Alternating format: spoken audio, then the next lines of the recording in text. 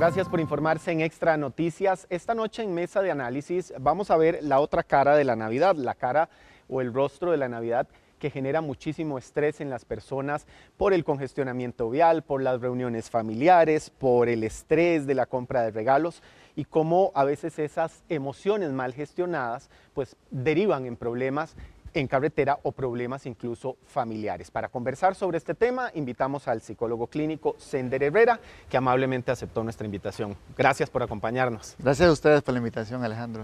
Quisiera empezar por preguntarle por qué también esta temporada navideña como que pone las emociones a flor de piel en la gente y por qué esto particularmente puede ser estresante para muchas personas. Lo que pasa es que es una fecha que genera expectativas y genera todo un sistema social de lo que se debe hacer, lo que se espera.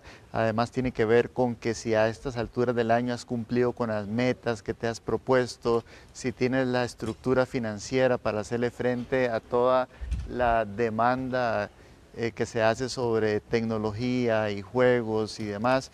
Y algunas personas no lo logran, algunas personas se frustran, no logran tener el objetivo económico, además usan las decisiones de último momento para ciertas la cosas. Compra de regalos, el estrés Exacto. En carretera. Hemos visto en noticias recientes reacciones muy agresivas de la gente en carretera por las presas, ¿verdad? Sí, hay una intolerancia a la frustración, a la diferencia. Las personas están como en un egoísmo rudimentario, donde solamente me interesa lo mío, no me importan las demás personas, y eso ha creado como una carencia de empatía, de solidaridad, una carencia de comunidad en un momento del año donde se supone que debemos estar como en unión, en comunión, en integración social y demás, todo lo contrario. Pero tiene que ver con eso, con un mal manejo de la expectativa, con una frustración, con un no cumplimiento de objetivos, con dejar todo a última hora, con una carencia de planificación, dificultades para tomar decisiones en momentos oportunos y se desencadena en una frustración que se proyecta al otro que está al lado mío, en acera, manejando, etc. Y hay un mal manejo de emociones, unas pocas herramientas de inteligencia emocional que vienen a generar un problema de manejo del enojo, manejo de la ira y sin herramientas para hacerle frente a cada una de estas situaciones. Me gustaría que hablemos sobre las herramientas para manejar correctamente esas emociones, pero antes de eso hay un factor que también influye muchísimo y es que en esta época hay muchas celebraciones y en la mayoría de ellas hay alcohol de por medio. ¿El alcohol qué papel juega el alcohol en esto? Mucho, el alcohol y las drogas, porque al final son una alteración de la conciencia. Las personas al estar alcoholizadas pierden muchas capacidades para tomar decisiones y se exponen a situaciones violentas también. Lo ideal es no tomar en estas fechas, ¿verdad? Lamentablemente toda la estructura social está diseñada para que la fiesta esté incluido el licor. Mala combinación, al final no la pasan bien la familia, se da mucha violencia intrafamiliar, mucho maltrato a los niños, adultos mayores, etc.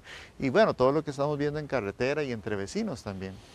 Hablemos ahora sí de esas herramientas. ¿Qué recomendaciones podemos darle a las personas para manejar mejor esas emociones en esta época navideña y de fin y principio de año? Sí. Y también para quienes se sienten un poco abrumados por esas expectativas que genera esta época. Vieras que las herramientas no son tan complicadas. Yo dirijo grupos de hombres que tienen situaciones de enojo y de violencia y te voy a comentar las técnicas que ellos dicen que más les ha servido. Algo que se llama mindfulness o atención al presente, que tiene que ver como una estrategia de meditación, de controlar las emociones a través de la respiración, generando calma y quietud. La respiración, eso sí, diafragmática, si no se hace así, no se obtienen los resultados. Técnicas muy sencillas como el PPA, pare, piense, actúe, a hacer una pausa, hacer una reflexión, hacerse preguntas antes de actuar, por ejemplo. La técnica del 10-10-10, esa consiste en esto que voy a hacer en este momento, qué efecto va a tener en los siguientes 10 segundos, 10 minutos, 10 horas o 10 minutos, 10 horas, 10 días. Y cuando uno ve en el efecto de la conducta en el tiempo, se da cuenta, exactamente, entonces corrige en el primer 10. Entonces son técnicas sencillas, accesibles, fáciles de recordar, que a veces nos ha pasado lo siguiente, don Alejandro, que las personas dicen, ay, ¿cómo era aquella técnica que habían dicho en el programa? El PPA y el 10-10-10. Sí, pero solo el hecho de buscar cómo recordarlas y demás, ya automáticamente estamos haciendo una pausa. Y la pausa es importante, porque la pausa es lo que permite que uno no actúe de manera impulsiva, sino que se dé uno la oportunidad de reflexionar. Estos son temas de segundos en realidad. Una reflexión corta que tiene que ver con una pregunta, esto que estoy pensando, ¿qué tan verdadero es? ¿De qué otra forma puedo yo pensar esto mismo que está sucediendo? Y solamente hacer eso son segundos que se convierten en pausa, que me permiten a mí no desarrollar un comportamiento violento e impulsivo. Suena fácil y lo es, pero practicarlo lo es más. Ahora, en el contexto también de esta época navideña y también de fin y principio de año, hay otro tipo de emociones que también están a flor de piel, Sí. y es, por ejemplo, el duelo Sí. o la tristeza por la tristeza esa nostálgica por las personas que familiares o personas muy queridas que ya no están con nosotros. ¿Cómo se puede manejar el duelo y la tristeza de estas características en esta época? Sí, fíjate que las personas a veces tienen dilemas si recordamos, si no recordamos, si hablamos o no hablamos, y sí es un momento incluso para poder reflexionar sobre esa persona que ya no está, sobre los aprendizajes que nos dio, sobre las habilidades, enseñanzas. O sea, Es no decir, deberíamos hacernos como que no está ese dolor. exactamente, el dolor No deberíamos está, es negarlo. real. Claro, pero ve qué importante, es muy diferente el dolor que el sufrimiento. El dolor es natural, es esperable, muy bien. El sufrimiento es todo eso sobrepensamiento que hacemos sobre qué pudimos haber hecho, qué dejamos de hacer, que viene cargado de culpa, remordimiento. Eso no nos ayuda. Pero recordar y sentir dolor, llorar un momentito en ese contexto está bien, es parte de... La tristeza es una emoción válida, es la que nos permite reflexionar sobre ciertos temas, y hay que darle cabida también para hacernos preguntas, sobre todo en este momento, ¿qué nos enseñó? ¿Qué nos dio? ¿Qué herencia en conocimiento nos dio esa persona que ya no está? Y eso tiene valor, tiene muchísimo valor. Y es que estamos hablando de que estamos enfrentando, lo veíamos ahora antes de la pausa comercial, estamos enfrentando días muy violentos, fines Sí. de semana muy violentos. El Sí. fin de semana pasado hubo muchos muertos por violencia, por homicidios, por accidentes de Exacto. tránsito. ¿Cómo ve, por ejemplo, usted esa celebración que hacen los mexicanos en el mes de noviembre, cuando se hace la celebración del Día de Muertos, y que más bien ponen un altar con las fotos de las personas para recordarles con cariño? ¿Es una Sí. forma de llevar el duelo? Sí, y es una forma bastante correcta. Yo lo he recomendado si están pasando un proceso de duelo y pueden hacerse un recorrido por ahí, porque el significado que dan a la muerte es muy distinto, porque no lo ven como un mito, no lo ven como un tabú, sino que lo ven como algo natural, algo de recordarlo, pero desde un lugar de eso que esa persona nos dio, como lo decía antes, conocimientos, experiencias, aprendizaje, recordarlo desde ese lugar, ¿verdad? No desde el lugar de la culpa, el remordimiento, de lo que pudimos haber hecho y no hicimos. No es así, es una cuestión de conciliarnos con el concepto de muerte, porque al final estamos cerca de ella constantemente. ¿Cómo influyen además las redes sociales en el estado emocional de las personas en este contexto, en esta época actual? Uy, muchísimo, porque hablábamos antes de las expectativas, y en las redes sociales se crean sobreexpectativas. Los mejores regalos, los mejores paseos, Sí, los y todo el mejores... mundo feliz, la mejor foto en el mejor lugar, pero no necesariamente eso quiere decir felicidad, quiere decir alegría. Eso es una imagen que se ofrece. No deberíamos de consumir eso desde una lógica considerando que es totalmente realista, porque no lo es. La verdad es que tenemos que aprender a apreciar lo que tenemos en este momento presente, porque las personas se centran más en lo que no tienen, en lo que les hace falta, y cuando están fijados en ese lugar no aprecian lo que sí tienen. Y a veces volver la mirada ahí nos ayuda a reconocer eso que sí tenemos en ese instante. No quisiera dejar por fuera también el manejo de la frustración Sí. por el tránsito. Sí, Las sí, condiciones sí, del sí. tránsito en estos días se ponen sumamente complicadas, complejas. Ciertamente el sector público y una parte del sector privado ya salió a vacaciones y eso pues descongestiona un poco, pero ¿cómo se puede manejar esa frustración particularmente por los grados de violencia que hemos visto en carretera. Sí, hay un autor que se llama Viktor Frankl, él estuvo en los campos de concentración nazi, psiquiatra, sobrevivió, y él daba una frase más o menos así, en corto: entre el estímulo y la respuesta hay un espacio, es decir, entre el pito de alguien que está detrás de mí y mi reacción, entre una y otra hay un espacio.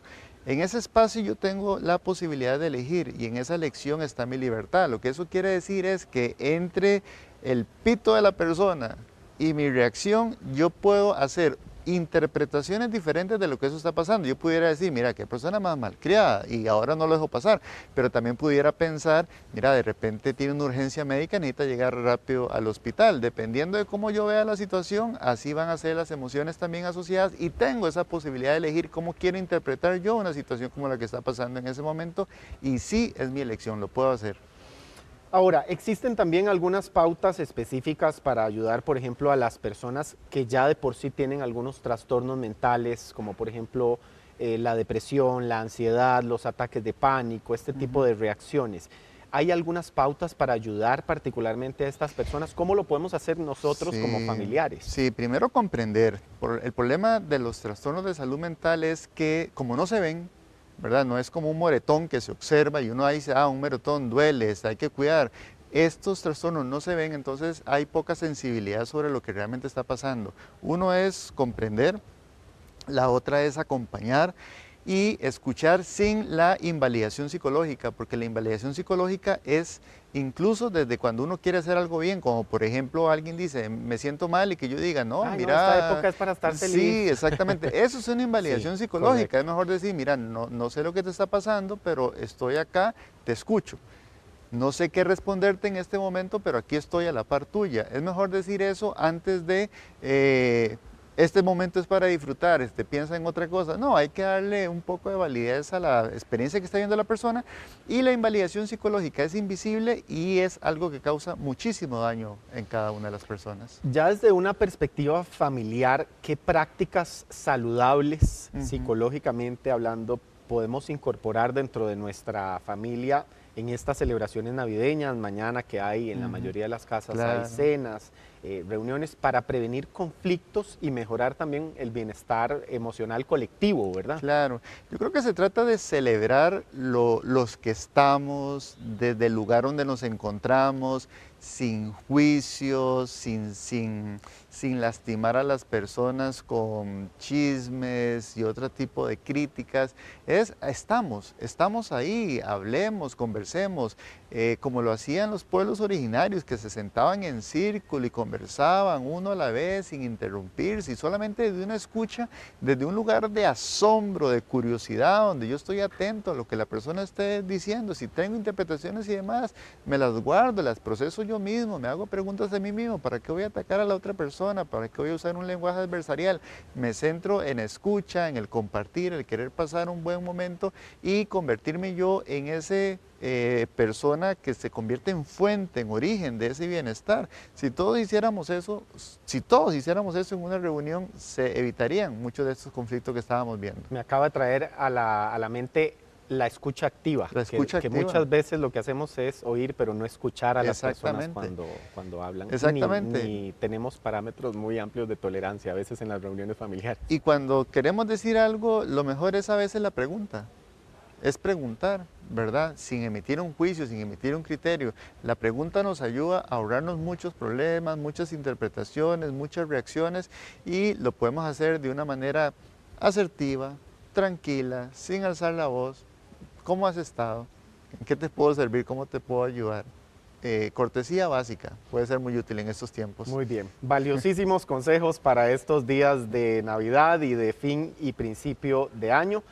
Quiero darle las gracias al psicólogo clínico Sender Herrera por acompañarnos esta noche en nuestra mesa de análisis, dándonos estas valiosas recomendaciones.